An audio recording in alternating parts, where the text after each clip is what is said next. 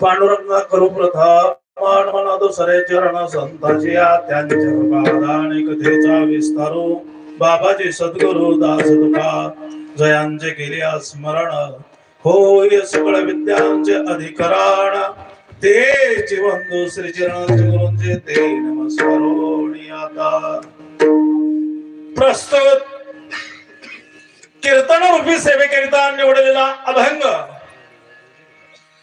विश्ववंदनीय महाराष्ट्र भूषण जगद्गुरु तुकोबाराय यांचा देवांच्या प्राप्तीचे उपाय सांगणारा 6 चरणाचा अभंग कीर्तन रूपी सेवेकरिता निवडलेला आहे.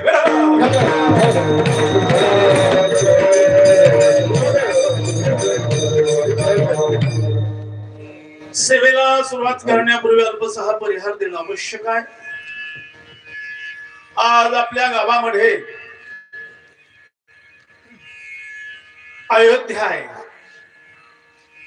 का अयोध्या आहे? पूर्वी 1596 ला बाबरानं राम मंदिरावरती मस्जिद बांधली. हा कालावधी कधीचा आहे?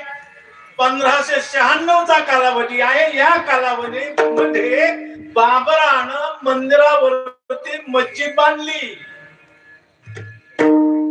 आजपर्यंत आपल्या कळितामध्ये गेल्या काही दिवसामध्ये आपण त्या घुमटाचा नायनाट करून प्रोग्राम चंद्र त्या ठिकाणी स्थापित केले.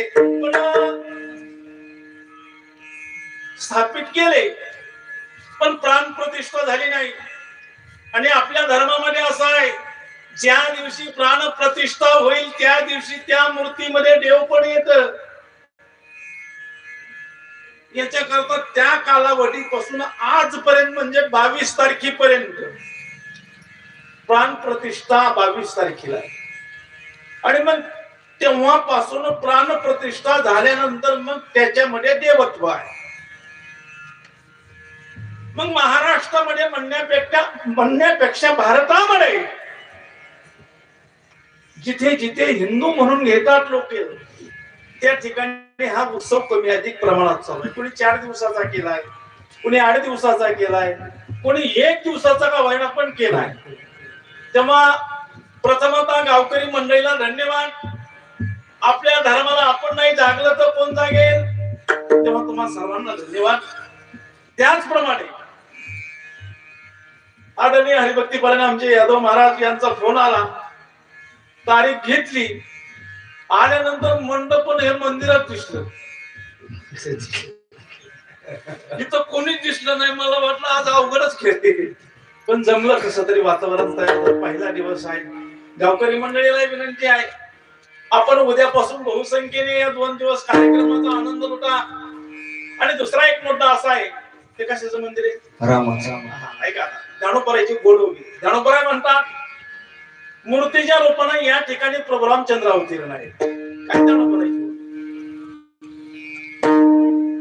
करोनी मूर्तीचा मेळावा आलो आपुलिया गावा. ज्ञानोबराय म्हणतात, प्राणप्रतिष्ठा झाल्यानंतर आपल्या गावामध्ये सुद्धा मी त्याच रूपात, ज्या ठिकाणी ज्या अयोध्येमध्ये राम आहे तेच राम इथं आहे.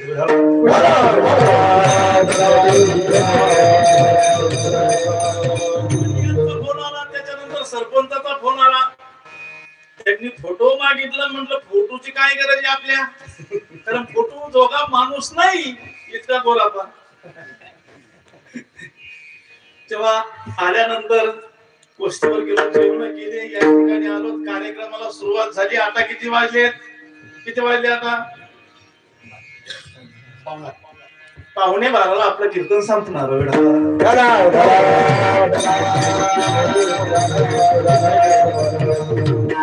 ऐका, म्हणजे या महिन्यामध्ये तुकोबरायची काय भूमिका आहे? तुकोबरायकडे साधक जपानी साधक केल्यानंतर तुकोबरायला म्हणतो, मला देव हवा आहे. त्यावेळेस तुकोबराय म्हणतात, तुझं व्हावा आहे देव, तुला देव हवाय का? भावानं गीत गा, पवित्र अंतकरणानं गीत गा, तुला देवाची प्राप्ती होईल. पहिल्या चरणामध्ये तुकोबराय म्हणतात. मग तो साधक तुकोबरायला म्हणतो, एवढ्यावरती प्राप्ती आहे नाही, कोणाचे गुणही पाहू नको आणि दोषही पाहू नको, तुला देवाची प्राप्ती आहे. संतांच्या चरणावरती नतमस्तक हो, तुला देवाची प्राप्ती आहे. आणि काय कर, गोड बोल, विचिते वचन जेणे राहे समाधान, असं बोल. फार नाही रे, थोडा तरी परोपकार कर, तुला देवाची प्राप्ती होईल.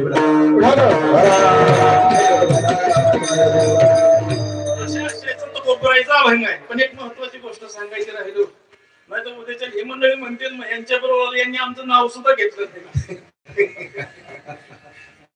विशेष उपस्थिती आज ज्यांचं माझं ज्येष्ठ बंधुत्वाचं नातं आहे आणि बाबावर फार प्रेम करणारे, तुमच्या गावचे जावई असणारे हरिभक्तीपरायण अंकुशांना धस हेही उपस्थित आहे. त्यांना धन्यवाद. त्यांच्या बरोबर आरडी आले आहेत. आरडी म्हणजे आरडी शिंदे, त्यांना हे धन्यवाद. तुमच्या गावचे पाहुणे असणारे राम लक्ष्मणाची जोडी, श्रीरंग महाराज, आपलं गोरखानानी श्रीरंग महाराज हे आहे. पण अण्णा मोठे आहेत म्हणून अण्णा आणि श्रीरंग महाराज आहेत, त्यांना धन्यवाद. खेडकर महाराज आले आणि हे महाराज वाजवायला आहेत, त्यांना धन्यवाद.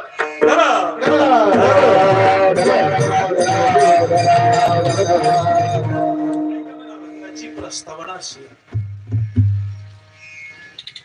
कुठेही पहा, केव्हाही पहा, कशीही पहा, नदीचा स्थायी भाव असा आहे, डोंगराकडे उगम पावण्याने सागराकडे धाव घ्यायची आहे. का नदी सागराकडे जायची आहे? शास्त्रीय कारण काय आहे? चढाकडून आपलं चढा वरवरच उतर आहे, चढाकडून उताराकडे धावती आहे. पण महाराज असं नाही म्हणत, शास्त्र असं म्हणत नाही. पाणी मूळ सागरात असल्यामुळे सागराकडे धावत आहे. सांगतो श्लोक सुरू. आकाश पतितो यथा गच्छति सागर. पाणी मूळ सागरात असल्यामुळे सागराकडे धावत आहे. त्याप्रमाणे सर्व जीवांना सुखासाठी धावतो आहे. लक्षात आलं? ज्ञानोबराय दुसरा दृष्टांत. नदीची धाव कुठपर्यंत आहे? जोपर्यंत सागराला मिळत नाही. सागराला नदी मिळाली की नदीची धाव थांबते आहे. त्याप्रमाणे जीवाला सुखाची प्राप्ती झाली की जीवाची धाव थांबते आहे. ज्ञानोबराय म्हणतात, पूर्वी असं होतं, मुलीला वस्त्र आणण्याकरता वडिलांना जोडे झिजवावं लागायचे. कुठे मुलगा योग्य आहे, घरची मंडळी योग्य नाहीत.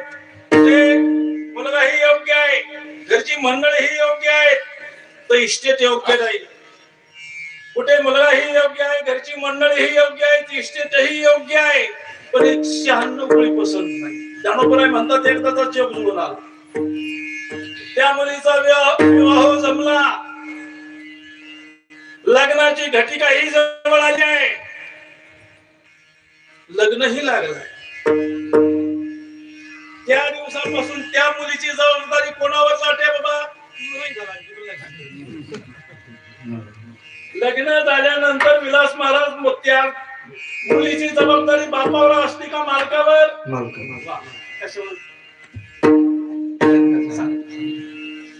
आपणची विभुनी दुहिता मगा ममान म्हणे पिता सुटे प्रतिग्रहिता जावाई शिर्के. त्या दिवसापासून त्या मुलीची जबाबदारी जावाई बापूवर जाते. आता ऐका, मुलीचं केळवण झालं ज्ञानोबराय म्हणतात, शेवटची मंगलाष्टिका झाली.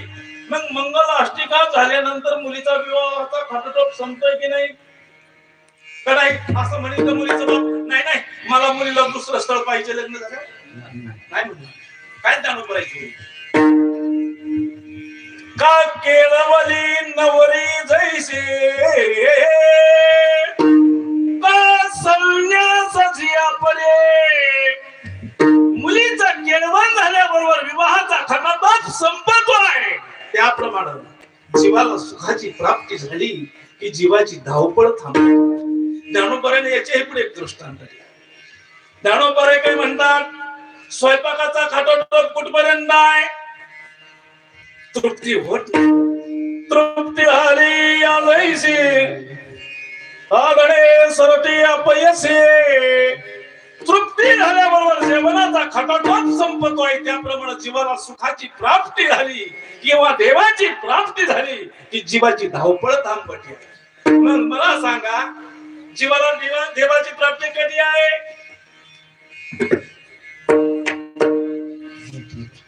त्याने जीवा सुखले जीवा सुखले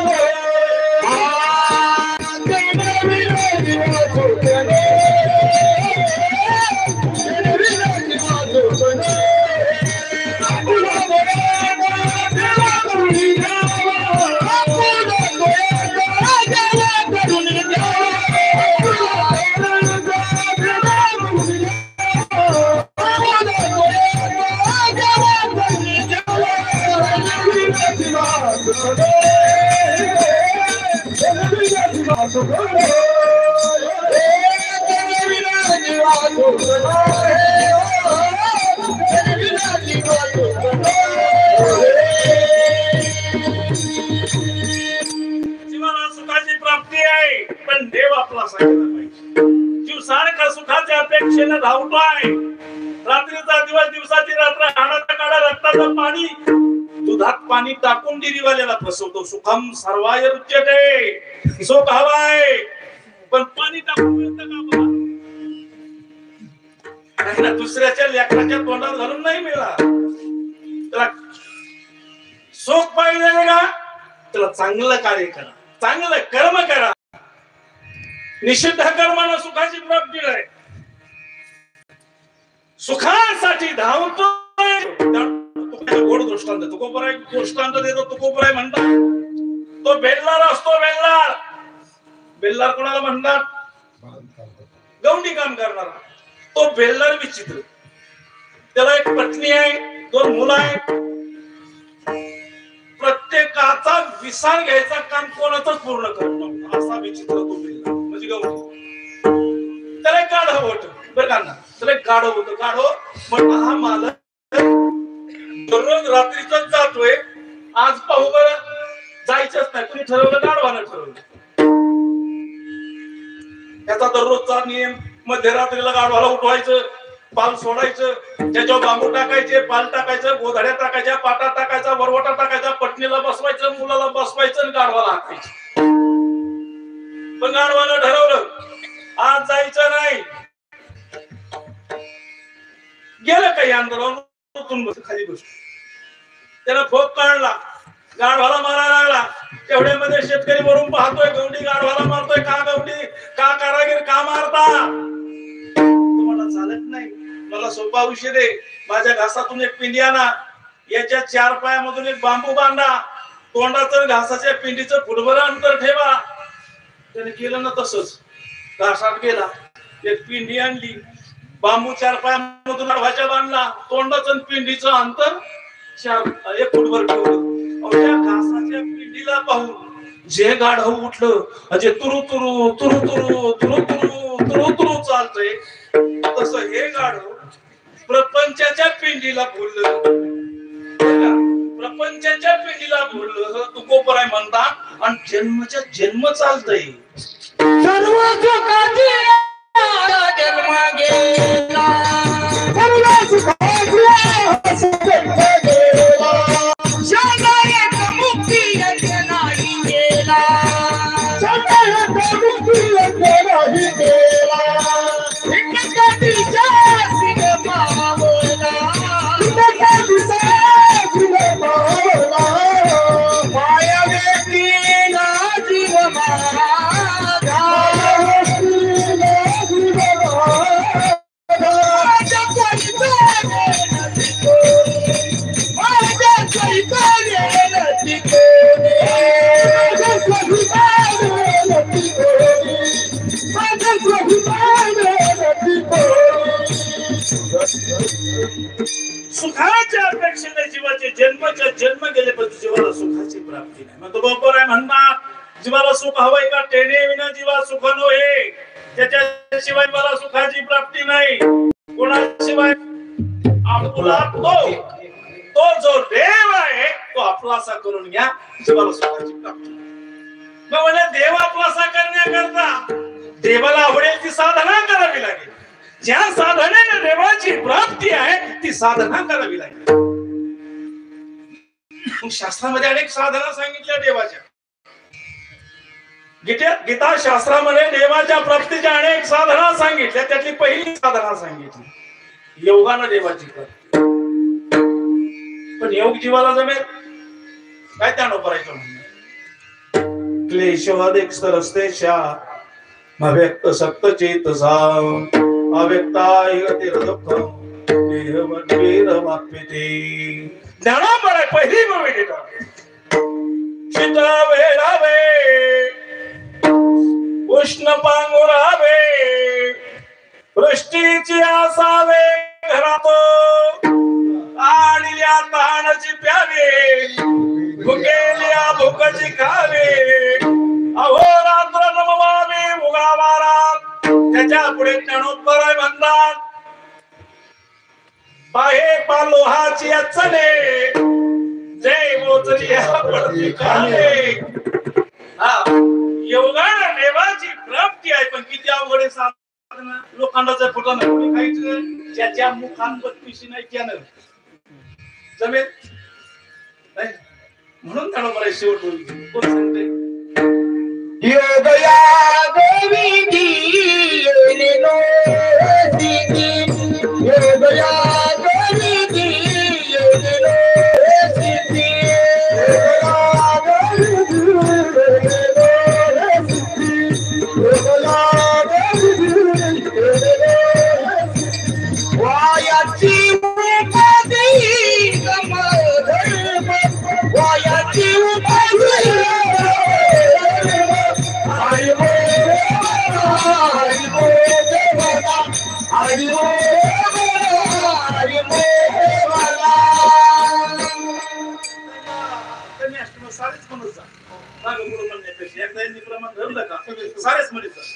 डबल टाइम घालायचे काय म्हणलं काय असतं. वा वा वा. आता तुमच्या तोंडात साखर पुढे तर गुळे गणपर्यंत शेवटची विषय. म्हणून योगाची वाटा जे निघाले गा सुभता, तया दुःखाचीच वाटा भागाला. गणपर म्हणतात योग या साधनेने देवाची प्राप्ती आहे. आहे पण साधना अवघड आहे.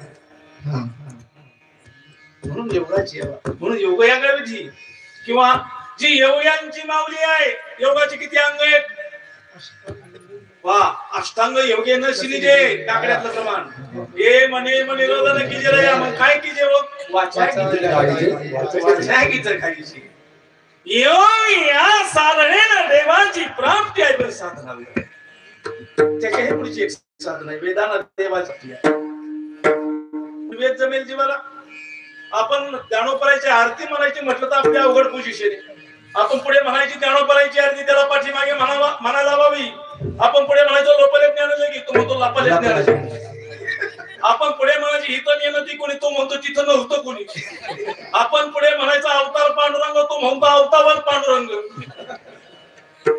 मराठी भाषेचा हा पराक्रम आहे. वेद संस्कृत मध्ये आहे.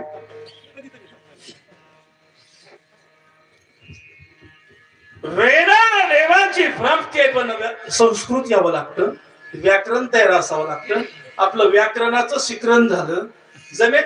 वेदांना देवाची प्राप्ती हरिपाठ म्हणायचं म्हटलं तर सत्वर उच्चार प्रल्हाद बोंबला.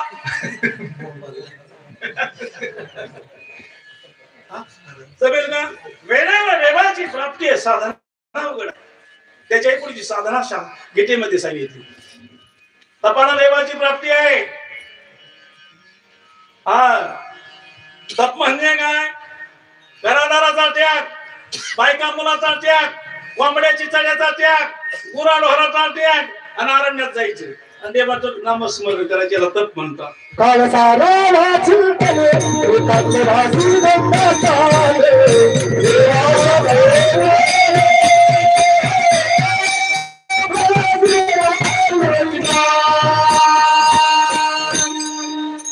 एकांत काळ सारावा जिंगळे एकांत वासी गंगा स्नाने देवाच्या पूजने प्रदक्षिणा तुळशीच्या.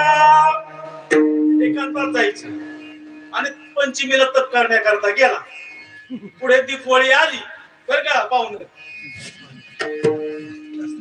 पंचमीला तपाला गेला आणि दीपवळी आली. मग लक्षात आता 2 किलोची लाडू केली असतील, 2 किलोच्या करंज्या केली असतील, कुरडई तळली असेल, शंकरराव तळले असतील. हे की नाही सारं लक्षात आले. कुठं गेलाय तो तपाला. काय करतोय तो ज्ञानोबरायची वळी. तसं बोलणार ना.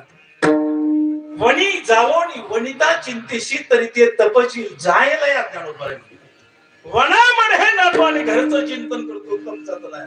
तो पहिला प्रतिबंध. दुसरा प्रतिबंध काय भाऊ तपाला? हा तपाशी ते म्हण धरुणी सांगात इंद्रियांचा. हे मन फार चंचल आहे. हे तप नाही करू देत. आता याला काय माहिती? हा घरचं चिंतन करतो तपाला गेल्यानंतर. ती घरी एकटीच आहे. 2 किलोची लाडू एकटीला सरत असतील का? करंज्या सरत असतील का? कुरडई सरत असेल का? भजी खात असेल का? याला काय माहिती? तू मेले हे दुसऱ्या दिवशी तेल लावून चपात्या हाणणारी जाती.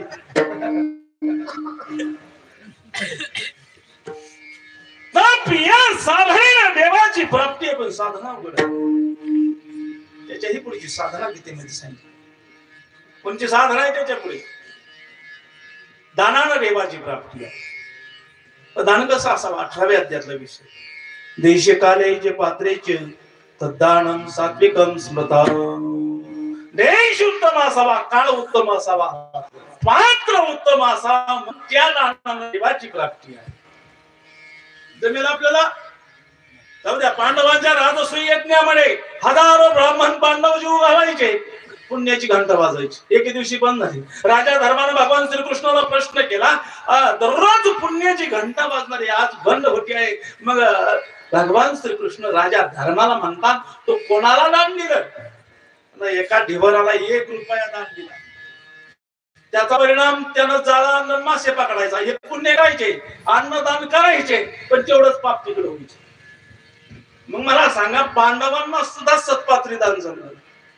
दानाला देवाची प्राप्ती आहे. पण साधना किंवा एक भव्य ज्ञानोबरायची. ज्ञानोबराय काय म्हणतात?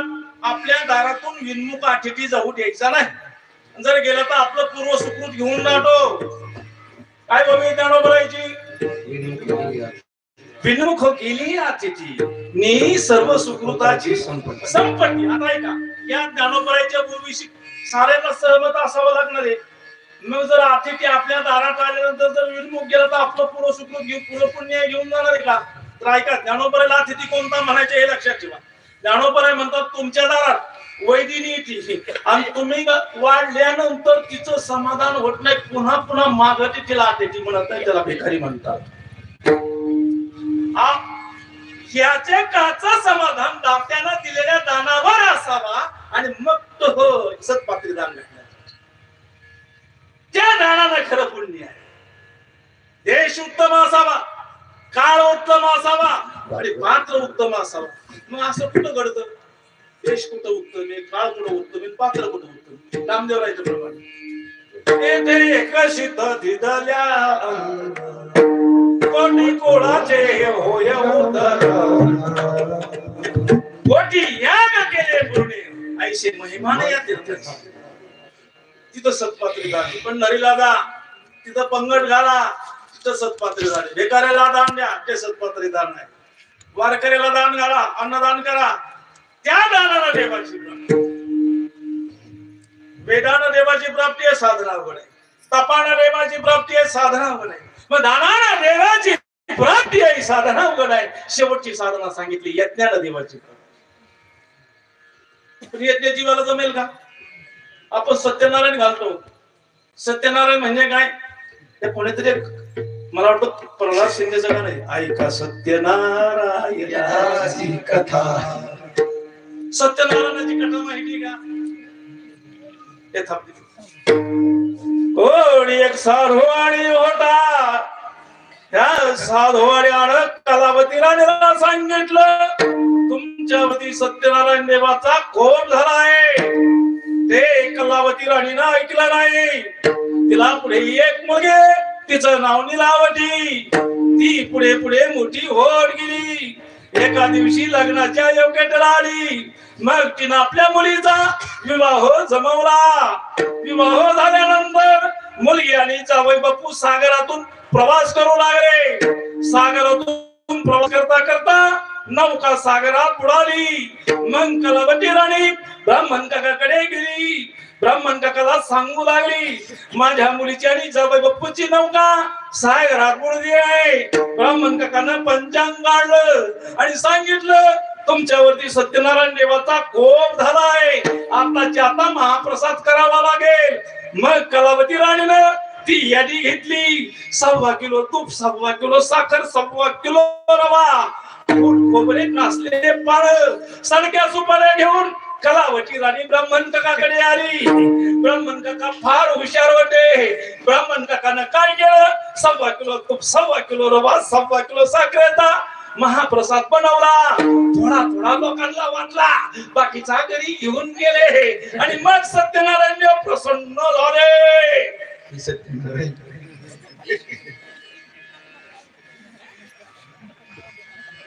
सत्यनारायण खरा नाही, करणारा खरा नाही, घालणारा खरा नाही.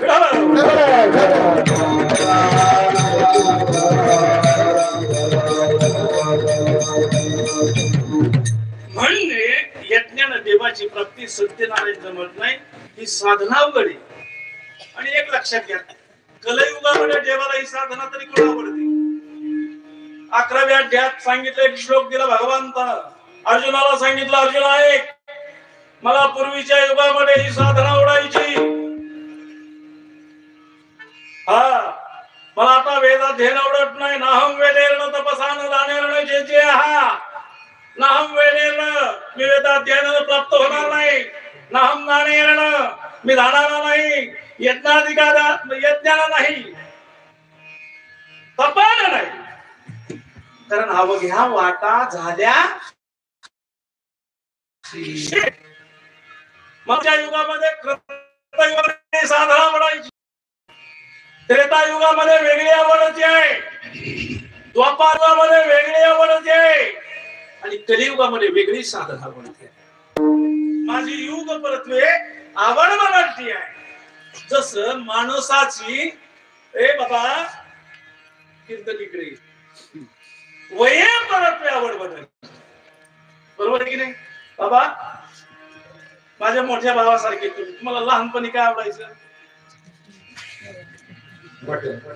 खेळायला. तुम्ही आधी काय वेगळेच करतो, तुमचं माझं एकच आहे. लहानपणी खेळायला आवडत होतं नव्हतं. पुन्हा शाळेत गेले की नाही तुम्ही? शाळा आवडत आहे की नाही? शाळा सुटल्यानंतर गुराकडे जायला लागले की नाही? असं खरं बोलणार म्हणतात. बरं त्याच्यानंतर 20-22 वर्ष झाल्यावर काय आवडायला लागलं तुम्हाला? नाही खरं बोलायचं. आयुष्य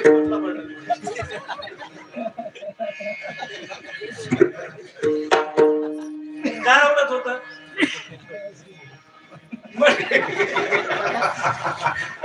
लग्न करायचं आता जाऊ. तुमचं वय 60-65 वर्ष आहे की 60 तर नक्कीच आहे. मग तुम्हाला लहानपणी खेळ आवडू लागला, नंतर तुम्ही शाळेत गेले, 20-22 वर्षाचं झाल्यानंतर लग्न आवडू लागलं, पत्नी आवडू लागले, प्रपंच आवडू लागला. आता खरं बोलायचं, आता मी तुम्हाला पोरगी पाहून आणतो, मिळत नाही पण आणतो. लग्न करताना का?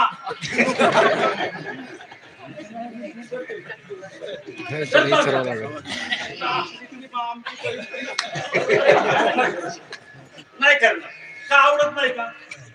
आयो आवडत नाही. विषय आवड बदलते. म्हातारपणात नाही ना आवडत नाही. त्यांना बोलताय ना, त्यांना असली ती यांची मंडळी, समजा आमची बहीण जर उद्याच्याला याची पंचायत होऊ नाही म्हणून वये परत्वे आवड बदलते. तसा अर्जुना माझी युग परत्वे आवड बदलते. कथयेद्यहयन्ते विष्णू त्रेतायम यजते मखे द्वापार्या परिचर्या नाम कोलोत्तल हरी कीर्तनाट. मला कलियुगामध्ये एक साधना म्हणायची आहे, तिचं नाव कीर्तन आहे.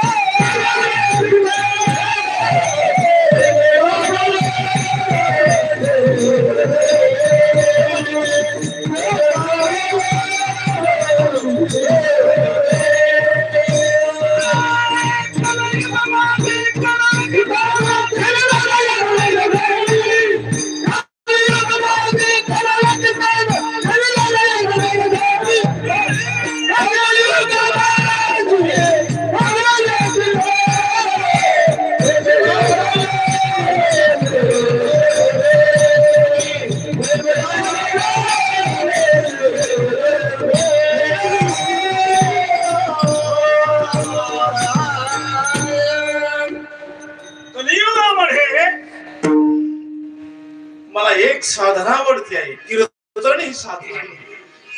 मग कीर्तन म्हणजे काय? कृष्ण विष्णू हरी गोविंद या नामाचे निखळ प्रबळ माझी आत्मचर्चा विशेष. उदाहरणासाठी कीर्तन म्हणजे नामस्मरण, आणि ज्या ठिकाणी नामस्मरण आहे त्या ठिकाणी देव आहे, ज्ञानोपर म्हणतात.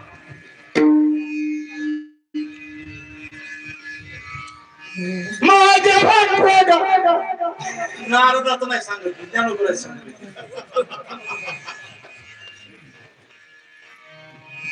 तया पासी पांडवा मी हरपलो जेठ नाम घोष बनवा करती माझा. हे अर्जुना, ज्या ठिकाणी नामस्मरण आहे त्या ठिकाणी अशाच आशयाचं तुकाराम महाराजाचं प्रमाणे बरं का. कोठे नका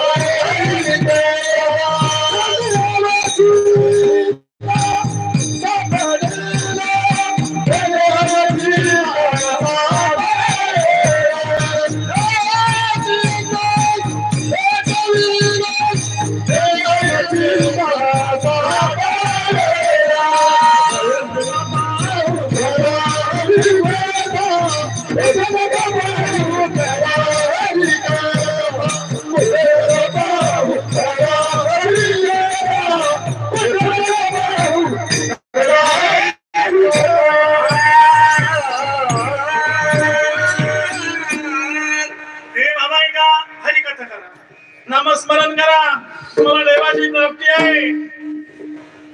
आपण नामस्मरण करायचे बरं का. पण नामस्मरण कसं करायचे? गीतेच्या 12व्या अध्यायात सांगितलं, अनन्य चेता सततम यो माम स्मरती निर्देशः. पुढचा शब्द महत्वाचा आहे. तस्यहम, जो अनन्य भावाने माझं नामस्मरण करतो, तस्यहम सुलभम पार्थ हे अर्जुना, मी त्याला सुलभ आहे. कोणाला?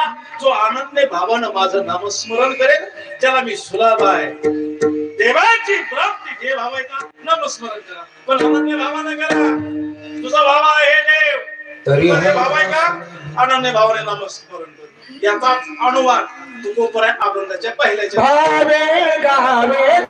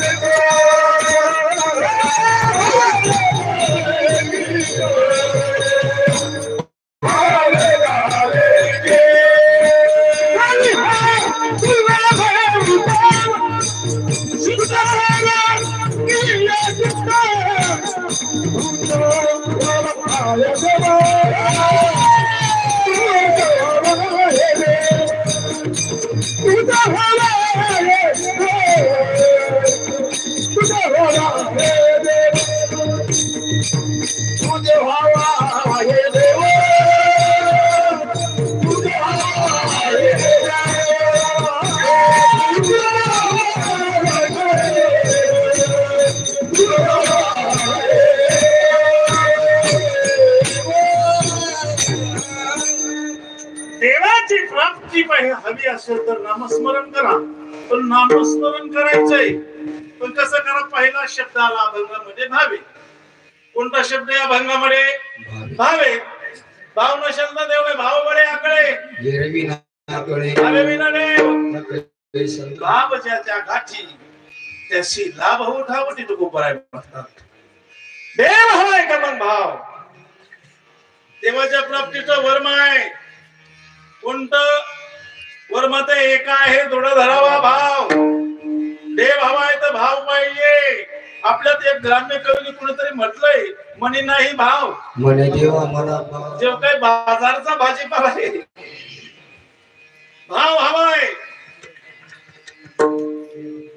एक दृष्टांत सांगितलं. एक सुशिक्षित जोडपं होत आणि आषाढी एकादशीला पंढरपूरला गेले. कलेक्टर साहेब त्यांची पत्नी दोघही गेलेले आणि बडवीनबाईच्या बडव्याच्या घरी उतरलो. आषाढी संपली, द्वादशी सोडायची आणि गावाकडे जायचं असं त्यांचा ठरलं. द्वादशी सोडण्याकरता बडवीनबाईनं सुंदर स्वयंपाक केलेला होता. कलेक्टर साहेब जेवायला बसले पण पुरणपोळीचा बेत होता. साहेबांना फार आवडला. साहेबांना पत्नीला सांगितलं, पुढे श्रावण महिना लागतोय, आता असं करा पुढच्या महिन्यामध्ये आपण हाच बेत करू. या बडवीनबाई कोण थोडी स्वयंपाकाची यादी घ्या. आता शिकलेल्या फार हुशार असतात. का हुशार असतात? फार हुशार.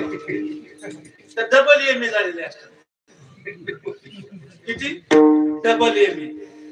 सिंगल एम ए म्हणजे काय? पुढून केस कापलेली.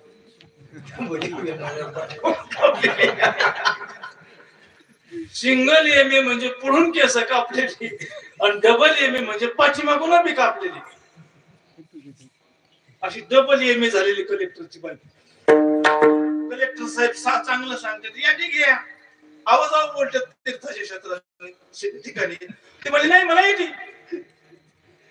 आता पुढे आषाढ संपला, श्रावण लागला. यानं 4 जोडीदार सोमवार जेवायला बोलवले. मग त्यात कुणी तहसीलदार होतं, कुणी एसपी होतं, अशी प्रतिष्ठित मंडळी जेवायला बोलवलेली. आणि आदल्या दिवशी सांगितलं साहेबांना पत्नीला, उद्या पुरणपोळी करायची, श्रावण महिन्याचा सोमवार आहे, आपल्याकडे 4 प्रतिष्ठित मंडळी जेवणाकरता बोलवलेले आहेत, जशी यादी द्या. या यादी हळदीने कवाच पुरणपोळी केलेली नव्हती. तिनं ते मेनू कार्ड काढलं, यादी दिली. आता यादी का तुमची आमची होती का? ती साहेबाची यादी, कलेक्टर साहेबाची. ह्या गेली ह्या आली. आता दिवस उगवला, हिनं पुरणपोळी केलेली नव्हती. हिला पंचायत पडली. मग ती एका म्हातारीकडे गेली. या बाई अशी म्हातारी होती बरं का, ही नव्हती पण अशीच अशीच होती. त्या म्हातारीकडे ती कलेक्टर साहेबाची मंडळी गेली. म्हणजे आजीबाई तुमच्याकडे पुरणपोळी कशी करतात? ते म्हणजे त्यात काय अवघड आहे?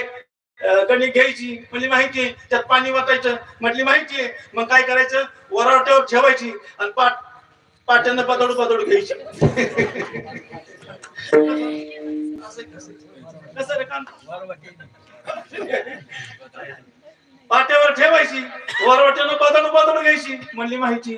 म्हणजे एका बाजूला ठेवायचं म्हटली माहितीये. पुन्हा गॅस चालू करायचा, त्याच्यावर पातेला ठेवायचं म्हटली माहितीये. त्यात डाळ टाकायची म्हटली माहितीये. त्यात गुळ टाकायचं म्हटली माहितीये. त्याच्यात गुळ पुरण यंत्रानं वाटायचं म्हटली माहितीये. म्हणजे सारच माहिती. ती म्हातारी हुशार होती. ती म्हणजे सारच माहिती माझ्याकडे कशाला आली. मग म्हातारी म्हणजे आई पुढं काय करायचं? गॅस पेटवायचा, त्याच्यावर तवा ठेवायचा म्हटली माहितीये. कणकीचं एका बाजूला घ्यायचं म्हटली माहितीये. पुरणाचं एका बाजूला घ्यायचं म्हटली माहितीये. मग पुरणाचा उंडा घ्यायचा म्हटली माहितीये. त्यात कणिक घालायची म्हटली माहितीये. म्हणजे साखर उठ.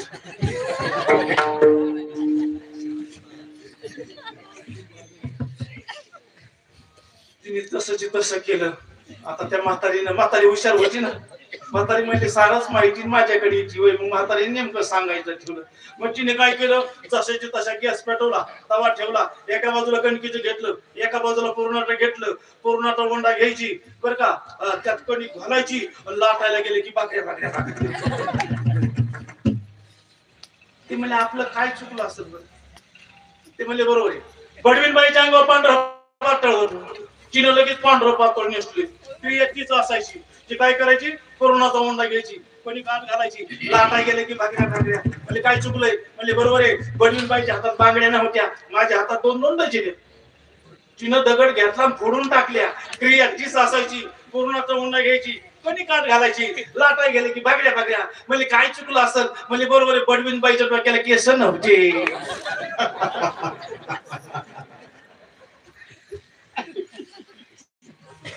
आपलीने कलेक्टर साहेबाला फोन केला. साहेबाला वाटलं पोराचं जावालाच काढायची. पाणी लावून केलं का बिगर पाण्याची केली. तिने खोर केली बर का, उदर न घेता आणि क्रिया तीच असायची. पूर्णाचा उंडा घ्यायची, कणिक आत घालायची, लाटायला गेलं की भाकऱ्या. हो कमून पुरणपोळी येत नव्हती त्या बाईला. वर्म चुकली. तसं देवाच्या प्राप्तीचं जर जीव वर्म चुकला ना, चुकली या वर्म कोणता फेराय वळती कोणत्या आंबेगाव तालुक्याची नाही. पुनरपी जननम पुनरपी मरणम या वळतीला आहे जीव. जर देवाच्या प्राप्तीचं वर्म चुकला, भाव वे वर्म देवाचं. म्हणून हा भगात पहिला शब्दाला भावे. काही लक्षात आलं? भजन करा.